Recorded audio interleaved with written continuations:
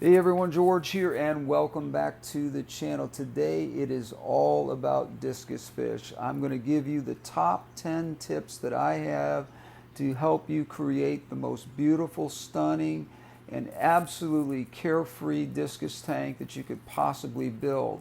These fish have an absolutely horrible reputation for being hard to keep, and that couldn't be further from the truth. So when we come back, we're going to dive into this. Hang in there with me, and we'll be right back.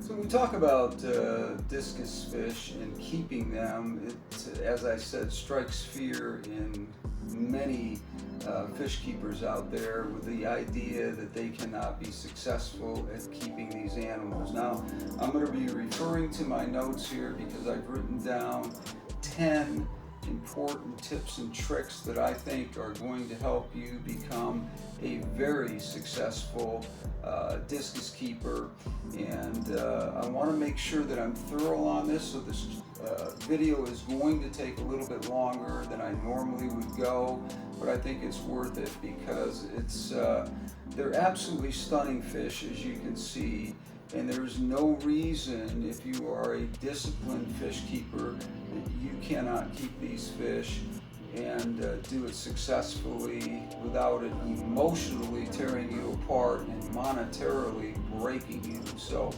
let's start with the very first question on my list that I get most often, and I'm going to go through these questions and I'm going to answer them fairly thoroughly, but I'm not going to spend a ton of time on them. The first question, are discus fish for beginners? The bottom line on that is I would say absolutely not. And the reason for that is that these fish are expensive, number one. They require an amount of discipline and care that I think only comes from a fish keeper who has had experience and is willing to put in the time and the effort to make sure that these fish not only get off to the good start, but you keep those habits in place so that these fish are always in good shape. Now, there's going to be problems along the way, just like there is with any fish, and because they cost a little bit more money, that scares a lot of people, and I understand that.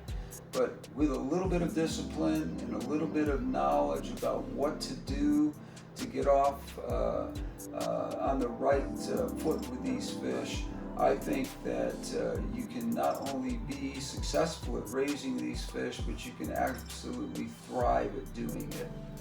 Now, number two on the list is, what size tank will I need to keep my discus fish in?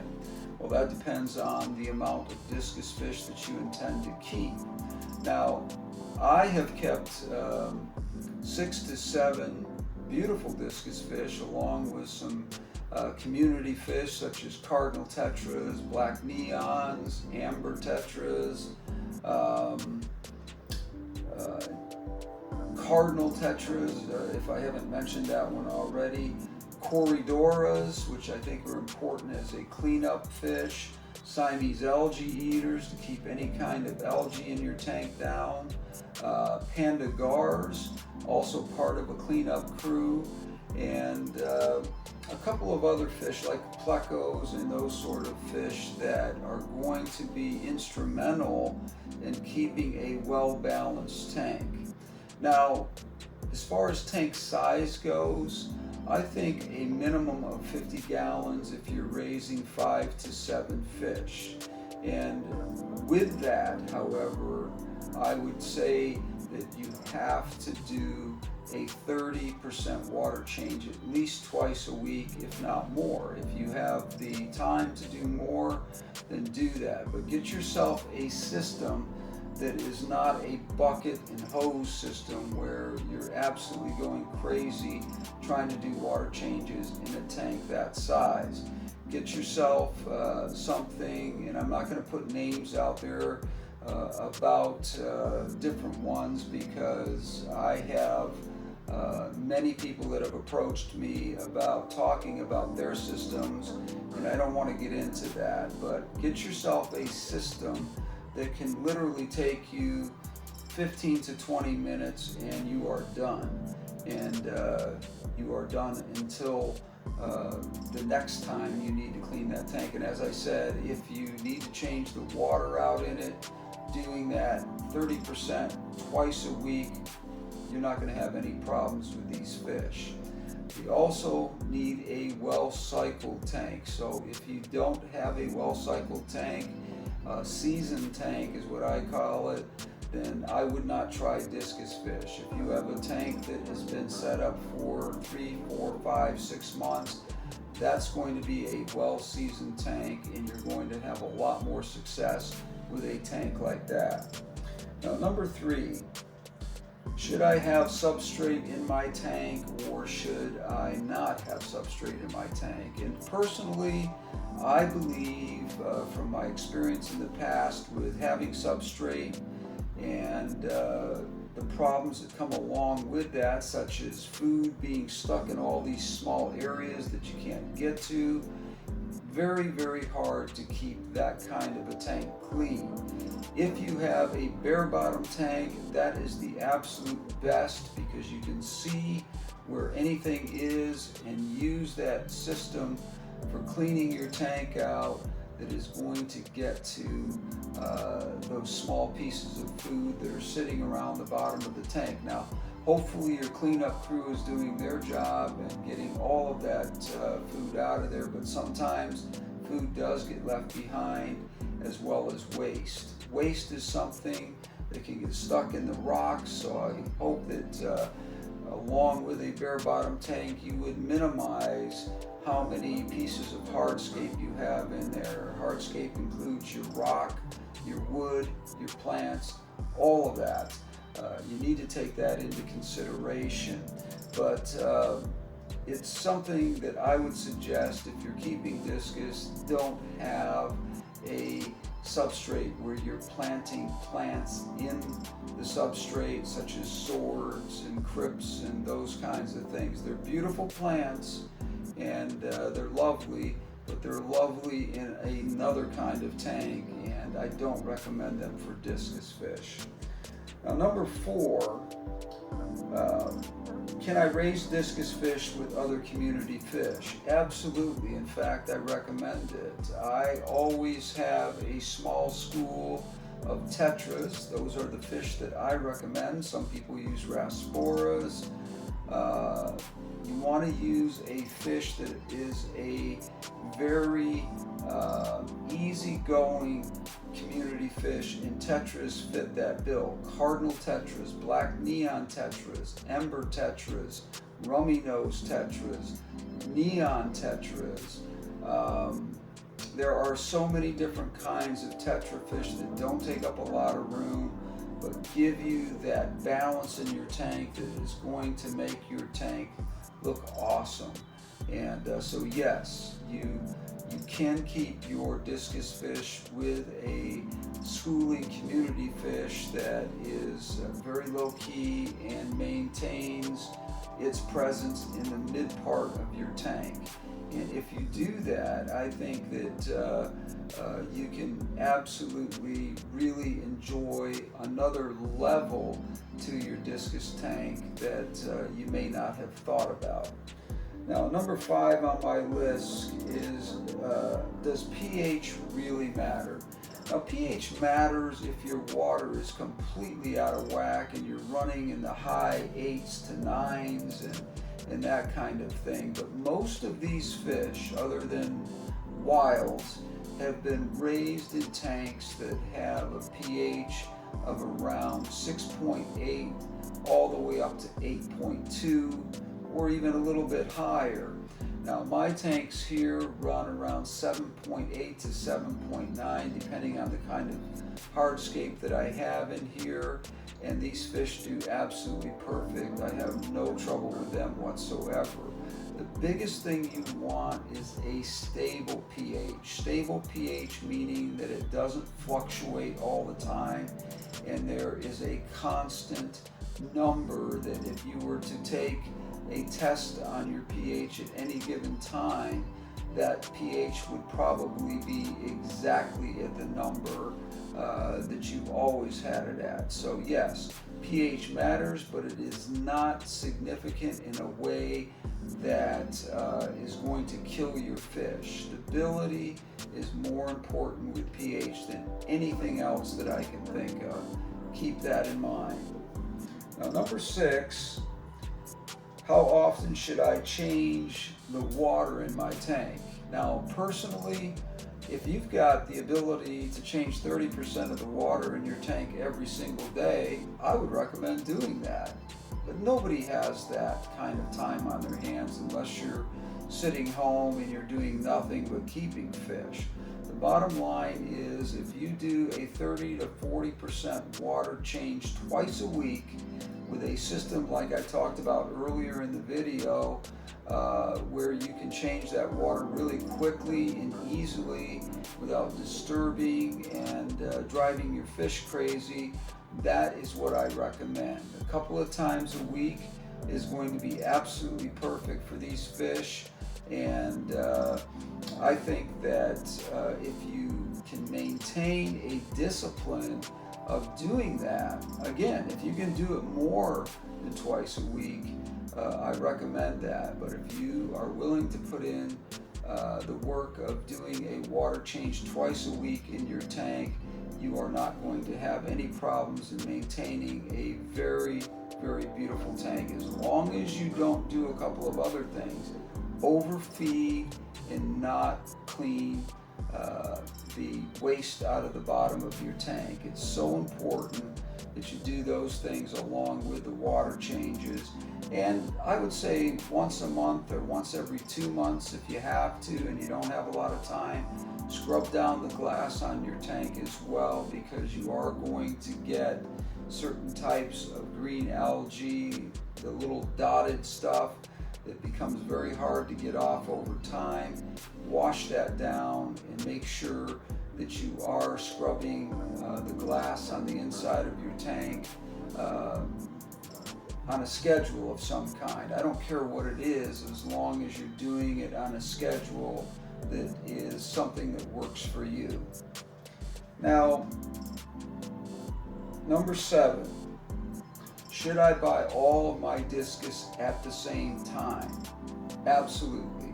The reason for that is discus have a pecking order. Not only should you buy them all at the same time, but you should buy them generally in the same size. And the reason for that is that pecking order becomes less of a nuisance to you and to the fish. The most stressful part of setting up a discus fish tank is getting the fish to eat, and the second most difficult thing is getting your fish to get along. There's always going to be a fish that's part of the hierarchy of the tank, and that fish is going to want to eat first. He's going to want his space in the tank, and he's going to fight for that. If you put all of your fish in at the same time, that sort of thing gets sorted out at the very beginning, and is something that you get out of the way and you don't have to think about long term. It will sort itself out. You have to be patient, and you have to understand that just like in nature, your tank is going to require you to make a little bit of effort to allow your fish to get that pecking order straightened out without interference. Now, if you're having a fish that's absolutely being bullied and he's not eating but is trying to eat, I absolutely recommend that you take that fish out of the tank and rehome it. If not in another discus tank that you might have, give it to someone who you know is going to take good care of it. So yes, absolutely buy all of your discus at the same time so that you get the pecking order that we talked about out of the way, and there's not a lot of stress in that tank, because discus, just like any other fish, can get sick from stress. And the one thing we don't want is to have a lot of fighting going on to raise that stress level up. So as I said, put them all in at the same time and you'll be much happier, and so will the fish, and you will get that pecking order straightened out right away. Now, number 8, what temperature should I keep my tank at? Now, discus fish like to live in a higher temperature. This may not be compatible with the rest of your fish. A couple of tips and tricks on that is this. I start my discus fish out in a tank at about 82 degrees. Now, we know that things like ick and other diseases are temperature sensitive, so 86 is the threshold for killing discus pests such as parasites like ick and so forth. And I think that you work that temperature up over a week or two, every couple of days, raising it up until you get to about 86 degrees. If you find that your fish are not eating within a week or two, and your tank is at 86 degrees, and all of your fish are doing fine, they're just not eating, some of them, not all of them. Some of the fish are going to eat right away and others are not. And that, again, has to do with the pecking order. It also has to do with the fish itself.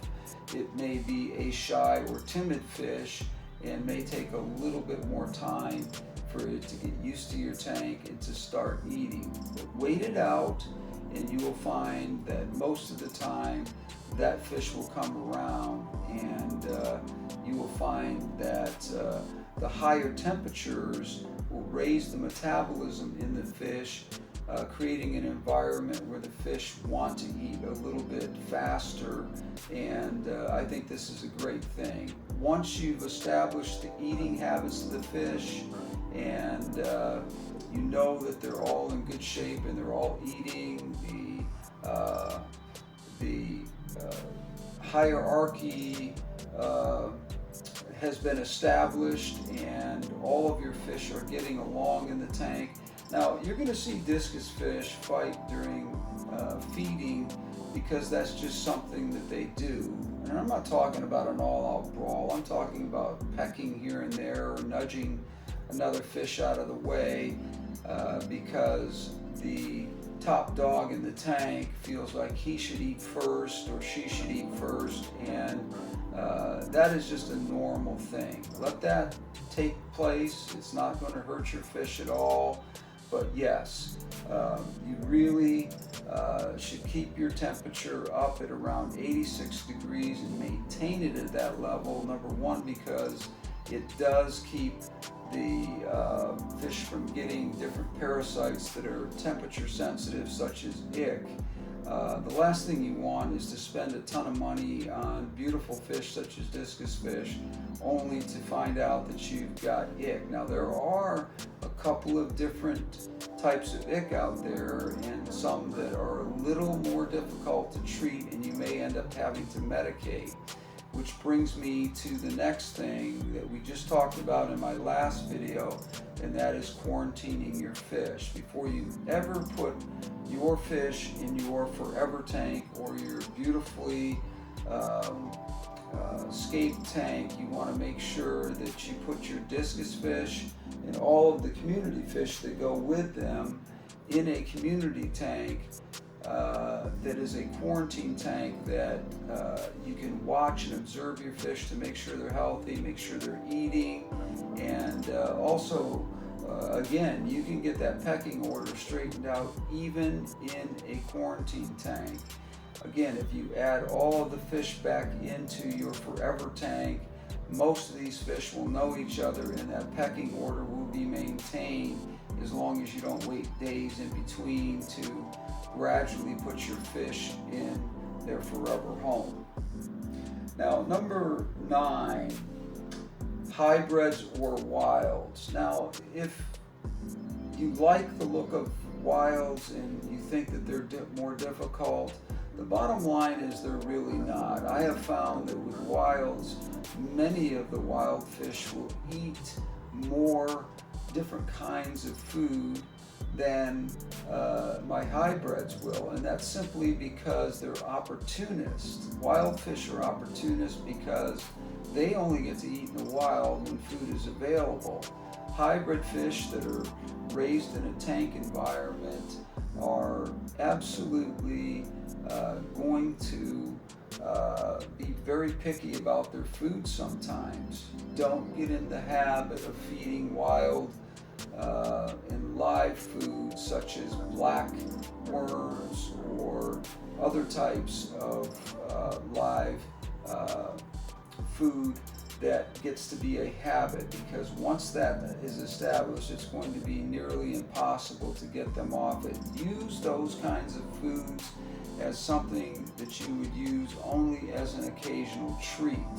Do not make it their main diet, because what's going to happen is, like this pandemic that we're having, you may find that some of these foods are not available, and if your fish are used to only eating a particular kind of wild food such as black worms, etc., you're going to have a real problem on your hands, because it's very hard to break discus fish of eating anything except for what they're used to. You want to get these fish used to a very multifaceted diet. Number one, because it's good for them and healthy for them, and number two, because, like I said, you don't want to get into a situation where if you can't get that food all of a sudden, you're stuck with fish that won't eat simply because they don't have what they like. If you wait fish out, they will ultimately eat. They don't need black worms that stimulate them to eat just because it makes you feel better to see them eating, because you think, oh wow, I've escaped the problems of my fish not eating.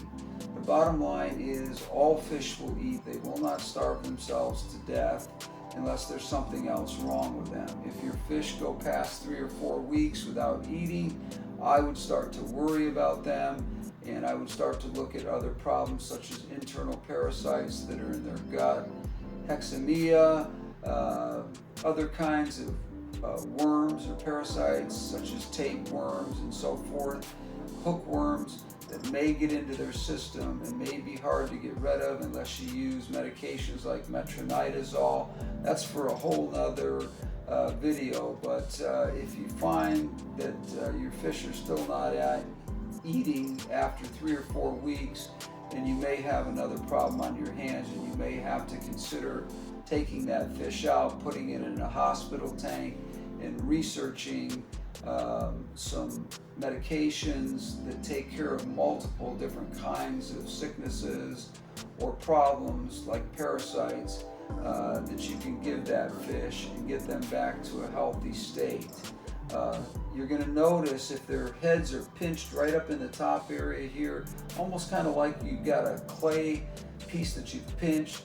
If they start looking like that, they're in trouble, and you want to make sure that you are getting those fish out of that tank and into a hospital tank where you can work out the problems that they're having with medication and get them on a good eating schedule and good eating habits that are going to make your fish healthy long term. These fish can live up to 15 years. Most of them are going to live about 10 to 12 years if they're in ideal conditions, but they can live up to 15 years, so they're a serious commitment. And for the price that you may pay for some of these fish, you're going to want to make sure that you are doing everything you can to make sure that their environment is perfect and that these fish are well taken care of. The last thing you want is to have your tank crash and have a situation where you lose a bunch of these fish. I mean, we can be talking about hundreds and hundreds of dollars worth of fish being lost in a short period of time. We don't want to have that happen. Now, number 10, I saved for last, because I think it's probably one of the most important things. We touched on it a little bit, and we've also touched on it. If you want to look at my last video that we did, we talked about quarantining fish. How long should you quarantine your fish for?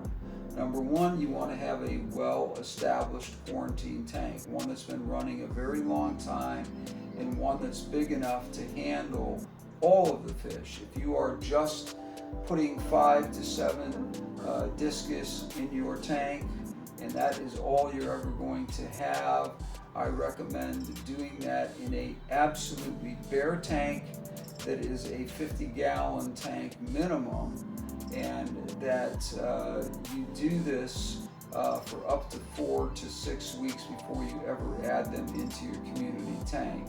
Now the reason for that is some parasites and some other types of stress-causing diseases don't show up until 4 to 6 weeks into the quarantine process. And the last thing you want is to think that you're in the clear and then have your fish get sick in their home tank where you've got to medicate the whole tank, which isn't a good thing.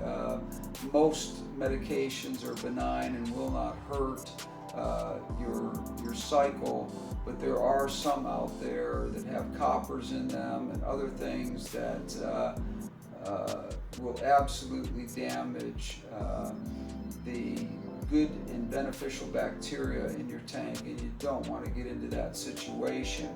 I really think that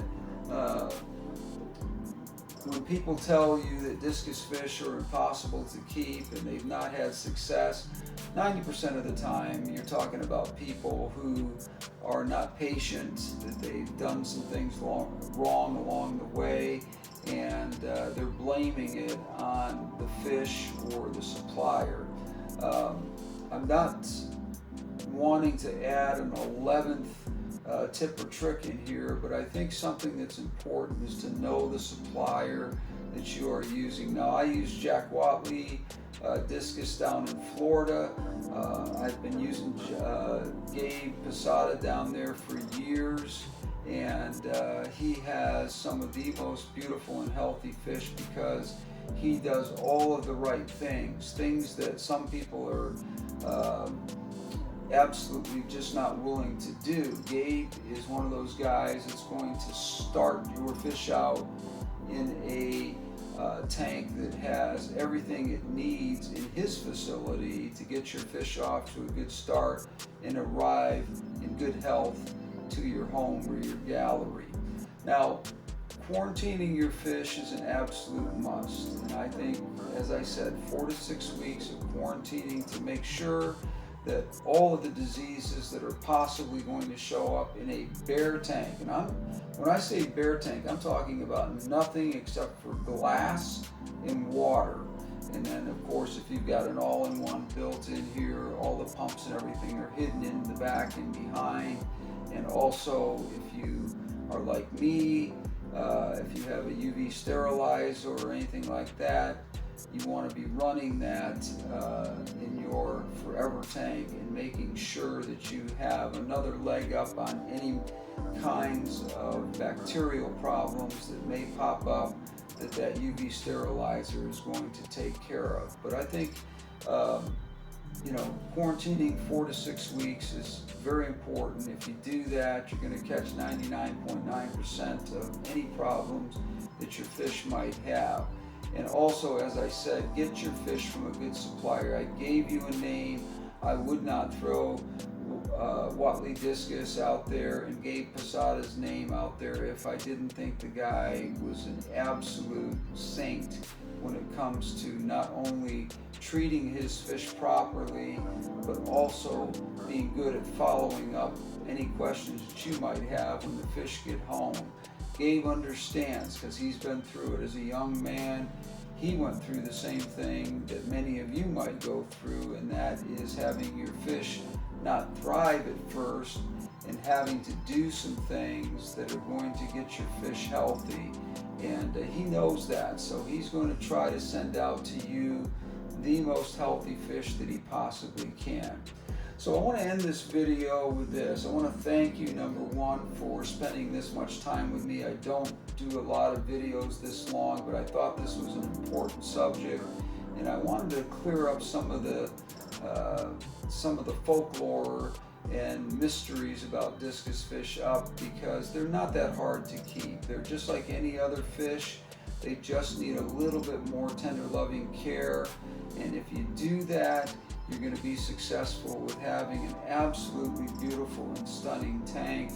And the fish are not only going to thrive, but you're going to enjoy looking at a tank that you're proud of, and a tank that doesn't require so much work that you're absolutely emotionally broke and you're monetarily broke, as I said at the beginning of the video.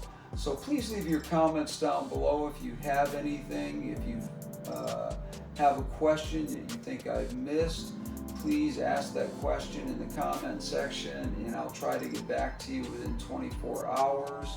Also, like and subscribe. This is not a huge channel. I'm growing it. It's growing more and more every day, and we're doing really good. I'm not in it for the money. I'm doing it because I enjoy it. As many of you know by a lot of what's going on in the room here, this is a hobby for me. This is not my life or my work. But I do take it serious, and I do believe that these fish should be treated very, very well, and that you spend a lot of money on these fish, let's face it, and they are going to be very expensive if you are not doing the things that you're supposed to do to get these fish off to a good start. And you're going to have to make that commitment long term to do those water changes, as I talked about, to going in and cleaning your tank out thoroughly on occasion. You don't have to do it all the time where you're driving yourself nuts, but make sure that you're maintaining a good schedule of water changes and doing all the things that you need to make your fish happy and healthy in their environment. Now, sharing with your friends videos like this is also important to me, because that's also a way in which I build my tank interest up, or I should say my channel interest up, and that seems to be something that compounds itself, and I'm finding that more and more every single week I am finding new subscribers and some great people out there with some very good questions about this hobby that I love to answer. Now, I'm not just into discus fish. Those of you who know me and have looked back at all of my videos, you know that I raise lots of different kinds of fish. We're talking about discus in specific today because people are constantly asking me about whether or not I feel that they are capable of raising healthy and happy discus fish. And I would say this: if you are a disciplined person, as I said, and you are willing to put in the work, you can make a beautiful discus tank that you will absolutely enjoy and get a lot of pleasure out of over the years. Thank you for joining me today. I really appreciate it. Hit that bell up at the top there. That's going to give you an indication as to when I have a new video out, and you'll be one of the first to see it. When that bell is something that you open yourself up to, it is something that goes out right away to those who follow my channel, and you get to see the video first. Thank you for joining me again. I hope that all of you had a good holiday weekend, Labor Day weekend, and that you are enjoying yourselves as far as your hobby goes. These are wonderful, beautiful fish, and I want all of you to enjoy them as much as I do. And in order to do that, like I said, all you need to do is do some simple things that I think are important and give your fish an absolutely beautiful opportunity to start out in a tank that really, really gives them a perfect home. We will see you on the next one. Until then, we're out of here. Enjoy yourself and enjoy the hobby.